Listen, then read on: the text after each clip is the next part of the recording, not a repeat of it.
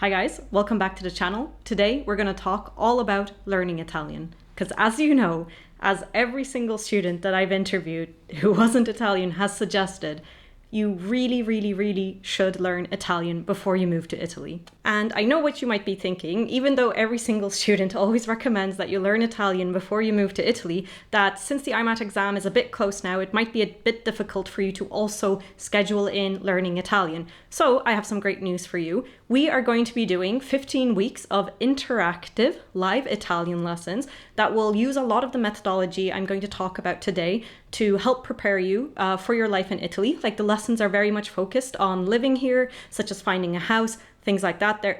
There's not going to be boring, like learning, memorizing verbs and tenses of vocabulary. It's going to be very structured. So if you're interested in that, I really recommend that you check the link in the description. There's also other things on offer for only 7 more days from when this video is out, such as one-on-one consultations. But anyway, that aside, in today's video, I want to touch on a lot of important topics regarding this subject. So I want to go through why you should really learn Italian as a medical student here in Italy, even if it's not technically necessary because the courses are completely in English. Then I want to go over why students actually struggle so much to learn Italian, and it's not as simple as you think. It is going to be extremely difficult. Just because you live in the country, I promise you, does not guarantee anything. So we're going to go over why that is. Then I'm going to go over some of the most common methods of learning Italian and then the pros and cons of each of those methods, because I do think there are better methods, but some are better than nothing. So we're going to quickly go over each of them and talk about what might they be good for and what they're not good for. And then I kind of want to end on the methods that I think are the most effective and what you should really use, even though it seems very difficult. And it's kind of based not only on my time of 7 years of living in Italy, but also on every single method. Like, I have probably tried to learn Italian, what has been the most effective. But also this year I had to do linguistic modules when I was doing Italian Sign Language.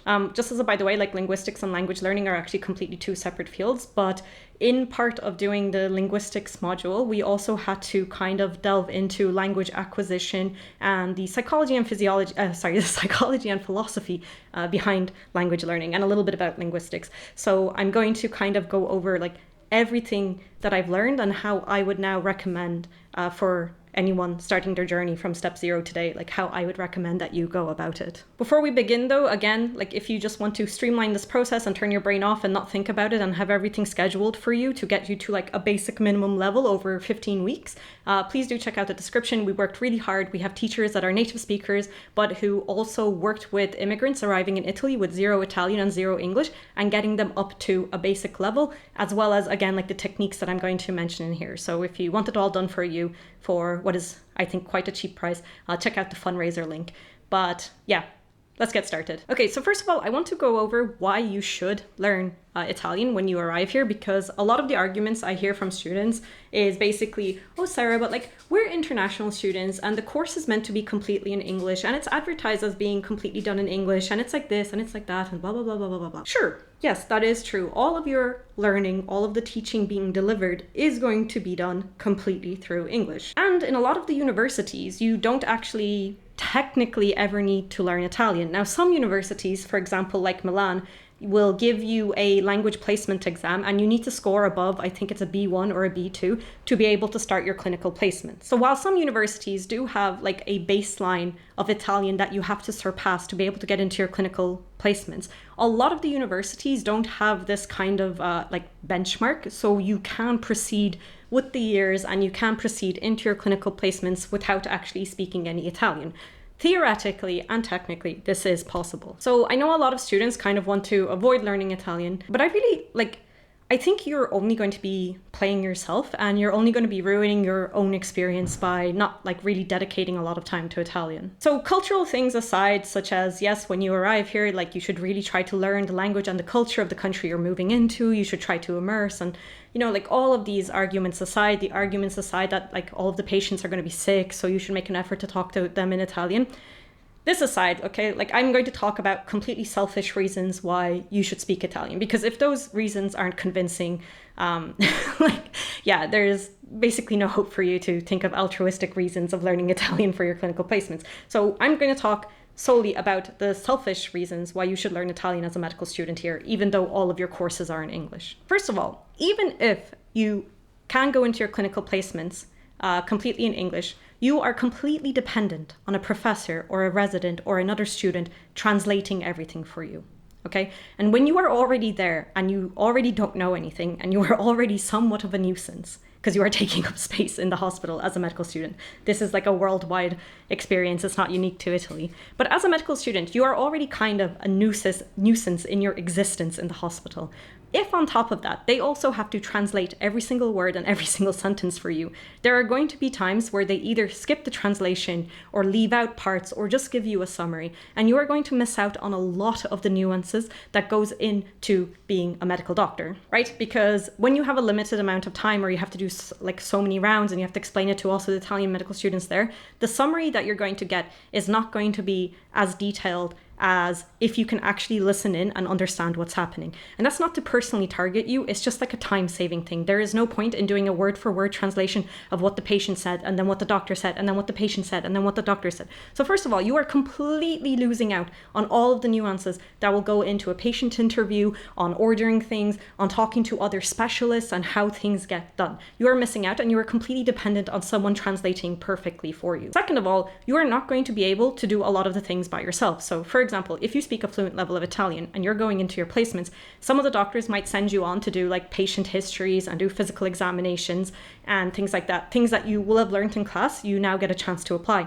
If you don't speak Italian and you don't understand Italian, you cannot do any of these patient interviews. Sure, you can hope and you can pray that there will be an English-speaking patient, but I mean, I think this is kind of really not nice for most patients. In my experience, there's sometimes been patients where like I speak Italian to them, they pick up on my accent, and then suddenly they really want to speak English with me, even though I can speak Italian.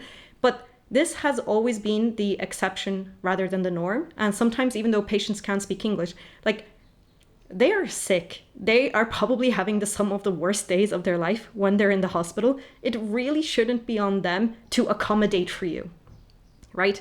So I think by also speaking a very good level of Italian, you are also maximizing your own experience because you can do other cool things like interviewing and doing physical examinations and maybe even seeing patients on your own. Like I did my medico di base, so my GP rotation completely in Italian. And by the end, the GP would let me see patients like by myself, where I would like write up everything and then I would take it to him and have like a suggested treatment plan, and then he would like allow me or not allow me or suggest it differently, and I would go back and implement it. And the only reason why I was able to do that was because I actually really tried hard to do everything in Italian. If you do not speak Italian, then you are just going to sit and become a wall warmer, and you're just not going to get as good of an experience. You're just not going to do as many things as you can. Another thing is also when you want to go in and write your thesis, or you want the opportunity to do more practical things or go into more surgeries or become like a very regular person on the ward so that you have more opportunities for whether it's like research or seeing more cool things or whatever, you just want to get familiar with that. If you don't speak Italian, you are useless and you cannot do any of those extra things, right? So like I have a lot of students who come up to me and it's like, oh, how can I get like extra research experience? How can I do this? And I'm like, well, how good is your Italian? Because the truth is, like, no one is just going to hand you something. Everyone wants to publish research. Even residents want to publish research. For you to have that opportunity over someone else is you have to prove yourself as very useful. And you can't really prove yourself as very useful if you are just taking up space existing in a department, right? You sometimes need to do grunt work. You sometimes need to do boring things. You sometimes need to be able to offer special skill sets, whether that's translating or doing this, doing X, Y, or Z. Whatever, it will change from professor to professor and department to department. But again, if you don't speak a good level of Italian, you are useless in the department. You are just taking up space. And I'm going to be like brutally honest about this, especially in preclinical years. You do not know anything. You are useless. You are just taking up space. It's the harsh reality of things. But if you speak a good level of Italian, if you put in a huge amount of effort to be around, you show up on time, you're courteous, you show that you're useful, you can do the grunt work no one else wants to do, the patients like you, etc. Suddenly this will open up a world of opportunities to you. So I cannot emphasize enough, for selfish reasons, you should learn Italian to the best of your abilities because it is going to really elevate your like medical career, even though technically all of the teaching is in English. Right. The other reason is also your quality of life is going to be significantly better when you can speak quite a decent level of Italian. You know, if your internet stops working and you need to call up the internet company, you don't suddenly need to depend on having an Italian friend there in case they don't speak English and you need to sort this out. And like everything becomes a scheduling nightmare. If you speak a good level of Italian, your quality of life drastically improves because you can suddenly do things independently. You can go to the post office by yourself to sort out like a lot of bureaucratic stuff. Trust me, you are going to be spending a lot of time in the post office. Italians love the post office. Everything runs in the post office. Why? I don't know. I think it's a great conspiracy. I hate the post. Anyway.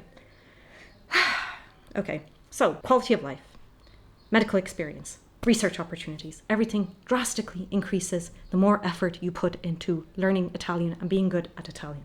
So, this aside, hopefully you're now convinced that you should learn Italian, because I know a lot of people aren't, and a lot of people think, oh, I'll learn it once I get there. So let's talk about why you're not going to learn it once you get here and why most students actually struggle with learning Italian. So I feel like everyone has this unrealistic expectation, and I did as well. I'm not like saying I didn't do the exact same thing. But before I came here, I really thought that just by living in the country, I would automatically pick up the language and it would be I guess it would be a lot easier. Like you wouldn't have to do a lot of learning because just by immersing, you would be able to pick up a lot. And I think maybe this would be true like 20 years ago, but in this day and age, that is not going to happen. Okay. And the reason for that is these days we have Google Translate in our pocket. The second you don't understand something, the second you don't understand a menu, the second you're reading something and you don't understand it, the ease of you for at the click of a button have that in your native language is just way too convenient. When you go to most restaurants, most touristic places, everything is going to usually be available to you in English, so you're not going to even be able to force yourself to do that. If you want to go home, you can just go on the internet and watch things in your native language. You can watch Netflix in your native language. Whereas 20 years ago, that wasn't a possibility. If you came home from a day of work, I guess maybe 40 years ago, let's say, when you came home from work, you would just be able to watch the local TV stations. That's all you had. So whether you wanted to or not, you didn't really have a choice. You were just exposed to that language. You didn't really have the option to just take out your phone and then scroll TikTok completely in your native language for 3 hours. You just don't have that exposure anymore in this day and age, right? And when you're here, all of your classes, all of your studying, all of everything, your day-to-day is going to be in English. Your classmates are going to be all international, so you're going to be speaking in English. If you have a part-time job teaching English, everything is going to be continuously in English. When you go home, you're not going to be forced to watch Italian TV and Italian radio and Italian books because nothing else is available. The problem is a lot of us think now by coming to the country, you're going to pick it up. And I'm sure this was true decades ago, but in this day and age, that just does not happen. I know so many students who have been here for 10 years and they still cannot hold a basic conversation in Italian. And it's not a failure of them. It's just the convenience of modern life has now made it impossible to learn a language this way. And on top of that, I feel like also like a small sense of entitlement also holds students back a lot. Again, I'm not pointing any fingers. Like I had the same things when I first came here 7 years ago. I expected Rome to be an incredibly touristic city, so I expected everyone to speak English. I was kind of like, oh, for sure, everyone's going to speak English. It's not going to be a problem. I'll be able to adjust, or I'd be like, oh, the university is huge and international. Of course, everyone's going to speak English in the university. Or even just being like, oh, but the program, it's a medicine program in English. Obviously, they're going to have translators at the hospital. I mean, I always had the intention that I would learn Italian, but I will say my expectations and the reality of the whole process were so different, which is why I'm like really trying to like hammer this home to you guys right now. Okay, so that was a very long-winded intro. So now you're convinced you're going to learn Italian and it's not going to be easy. It's going to be very tough. Let's talk about some of the most common methods I've seen, and also myself that I've used, because I feel like at this stage I've probably tried every method imaginable. Starting with apps like Duolingo, Busuu, and Babbel, and I don't know, I'm sure there's like plenty more.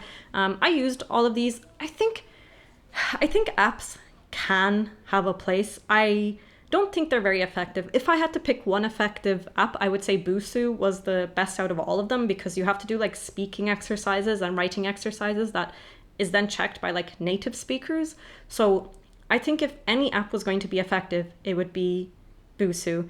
But the problem with the apps is that it's just not going to give you all of the fundamentals you need. And the fact that it becomes like easy to ignore, I mean, like all of the onus is on you to actually open the app and dedicate the time to doing it. So like on one hand, it's a really nice, like low effort way of getting into it, just getting started. Like the activation energy to get started is quite low. I feel like it also outsources a lot of the mental energy it takes to actually like schedule and structure your learning. Like, I think it's great that you can outsource that just the way we do, which our contemporary Italian course, just saying. But so I think on one hand, it's really lowers the activation energy, and I think it can be really great if you're just looking for something really free and simple. But on the other side, it's just not going to be effective, especially when we get on to how we actually acquire languages. And just note that I am saying language acquisition, and I'm not saying language learning, because I feel like the two of them are completely different things. So pros of apps: easy to get started, super cheap. Cons: not really effective. You're never going to get fluent. It's never really going to get you to a level where you're actually speaking. The next broad category is language learning schools, which I think also have a lot of pros and cons. So I did language learning for a lot of years here in Rome. I can really recommend like Kappa Language School, because I found that like the quality of teaching was quite high and the prices were quite low compared to other things. Just as a by the way, there are also associations for immigrants that will teach you Italian free at the basic level. So there is like a range of prices to fit your budget. The thing with language learning schools, I think the good thing is that it is a forced structure. So there is a very regular schedule. You have to stay on top of it. You have to show up. You have to do your assignments.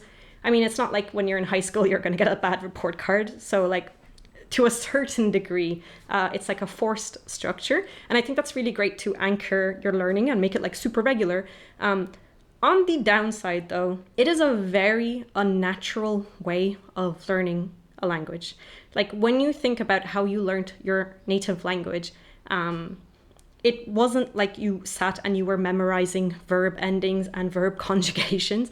Okay, none of us actually acquire language like this. Sure, probably in primary and middle school, you did like some level of grammar and some level of whatever. Every like native language usually has that during schooling. But the way you acquired it, the way when you got to school, the way you were speaking it, it was never by sitting down and memorizing like verb conjugations and this and that. So I feel like it seems really effective, and I think it's a nice way to have like super structure. But on the other side, it can work out to be quite expensive, and it's quite like an unnatural learning process, but that is an option. The other thing to consider is you can only really start a language school when you get here. I mean, maybe your home country has these language schools, but if the teachers aren't native, I don't know how effective that would be. I mean, I'm sure there's like a whole argument there, but like I'm not an expert, so I don't want to go into that.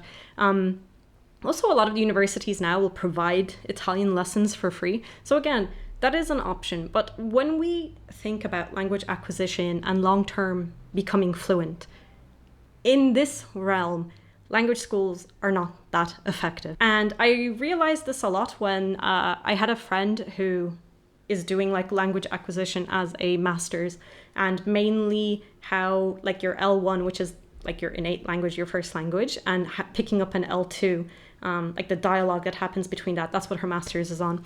She did an essay on my like L1 to L2 Italian, and we kind of went over tables that show like the natural order in which people pick up pronomi when they're learning Italian. And like this was like in a language acquisition based on like native Italian children and also like non-native Italians. And the order of it was completely different to the order they teach you in a school. Because in a school, what happens is you just start pronomi, and then you just start learning pronomi, and you learn all the pronomi, and then obviously as your levels like get higher, you start learning different ones. But when we actually look at research on language acquisition, this is not how we pick up pronomi, or like the order of it. Okay, you know what? I think this is getting a bit too technical. I'm going to... Okay. Let's not overcomplicate things. This is very unnecessary. Sorry. Okay. So essentially, schools, unnatural, can be expensive.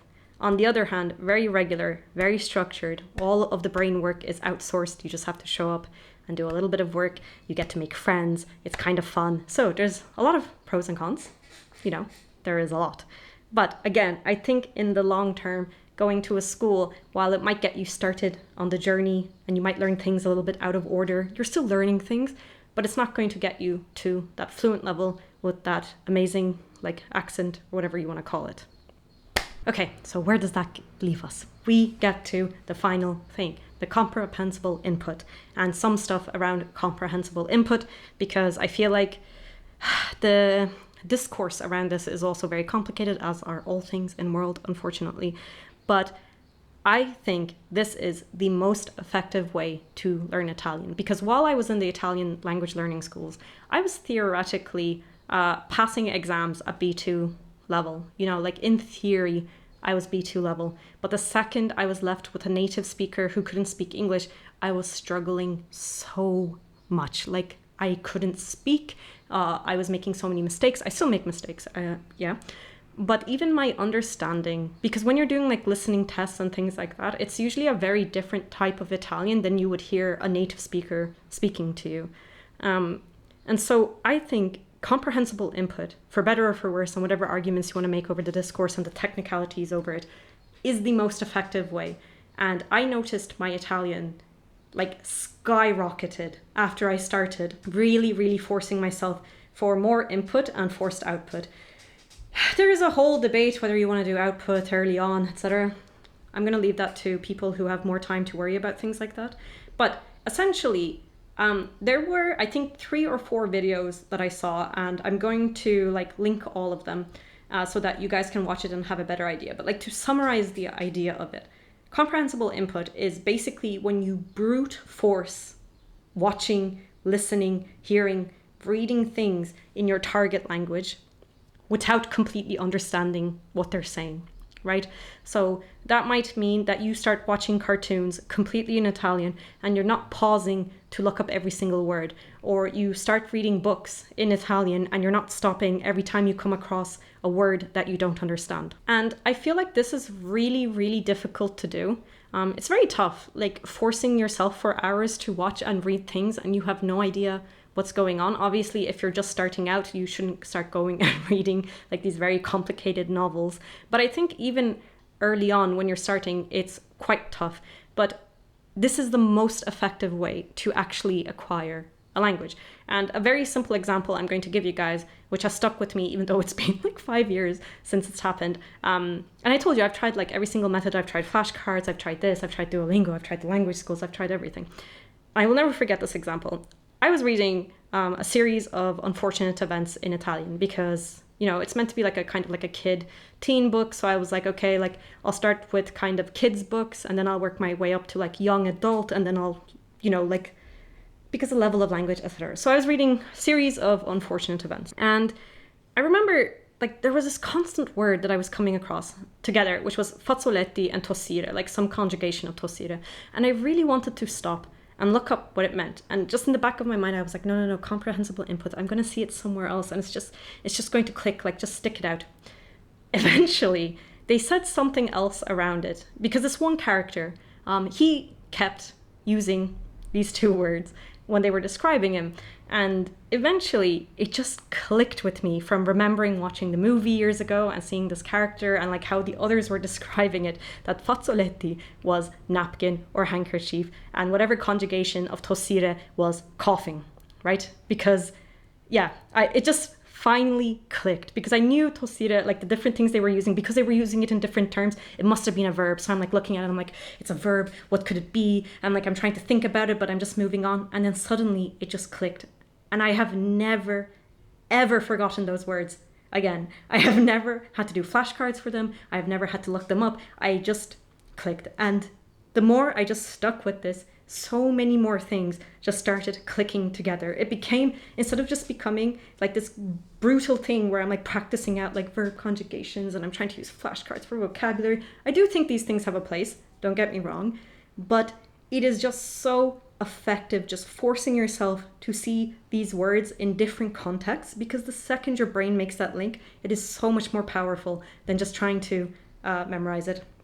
Oh my god, I've been talking forever. Sorry, this video is going to be very, very long. But Yeah, I think comprehensible input is the most effective way to actually learn a language. So my very recommended ways that you do this is obviously, I think, listening to Italian music. This was the toughest for me because even when my Italian improved to a certain degree that I could talk with my friends now, music was very challenging for a very long time, especially if it was like more fast paced, like the rhyming. Like, I think Italian music is a really, really good way to increase your listening, but you kind of have to be doing it a little bit actively. So that's a good way. Another good way, I think, instead of reading books, like if I could go back on it, I would read comic books, because in Italian, like written language for novels, the grammar they use is completely different. Whereas in comic books, it's usually a lot more conversation based. So I feel like using comics instead of books, I wish I had done that earlier. I think this is like way more effective. You're going to get a way better idea on like conversation structure and things like that. And the other thing, I find Italian TV shows very hard to watch because, again, we have like dialects and we have this, and is it going to be interesting or is it going to be boring? So please, weebs, don't come for me. But I think dubbed anime is then the next best thing for watching. So for reading, I would recommend comic books, Italian music, just find a genre you like and start finding artists you like in that genre. And then for watching, I really recommend dubbed anime. Italy has excellent voice actors.